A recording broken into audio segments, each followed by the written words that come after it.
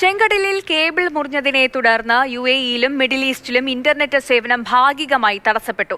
നെറ്റ്വർക്കുകളുടെ വേഗം കുറഞ്ഞത് ഓഫീസുകളുടെ പ്രവർത്തനത്തെ പോലും ബാധിച്ചു. എന്നാൽ ഇന്ത്യയിലെ ഇന്റർനെറ്റ് സേവനങ്ങളെ കാര്യമായി ബാധിച്ചിട്ടില്ല എന്ന് കേന്ദ്ര ടെലികോം മന്ത്രി ജ്യോതിരാദിത്യ സിന്ധ്യ ദുബായിൽ പറഞ്ഞു.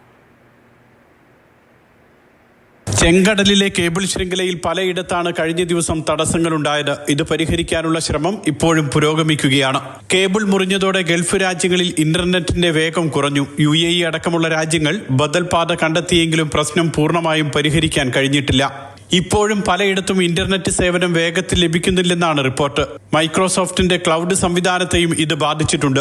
എന്നാൽ ഇന്ത്യയിലെ സേവനങ്ങളെ ഇത് ബാധിച്ചിട്ടില്ലെന്നും വേണ്ടത്ര മുൻകരുതലുകൾ സ്വീകരിച്ചിട്ടുണ്ടെന്നും കേന്ദ്ര ടെലികോം മന്ത്രി ജ്യോതിരാദിത്യ സിന്ധ്യ വ്യക്തമാക്കി. We have deployed technology in terms of ships and repair ships across all coasts.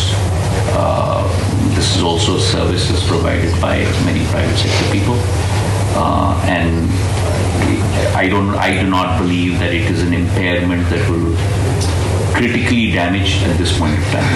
There's been no such incident till now. But yes, there are outages that happen from time to time.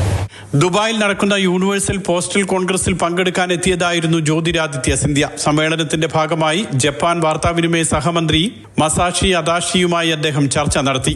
വിവിധ രാജ്യങ്ങളുമായി കരാറുകൾ ഒപ്പുവെക്കുമെന്നും ജ്യോതിരാദിത്യ സിന്ധ്യ പറഞ്ഞു. Mathrubhumi news, Dubai.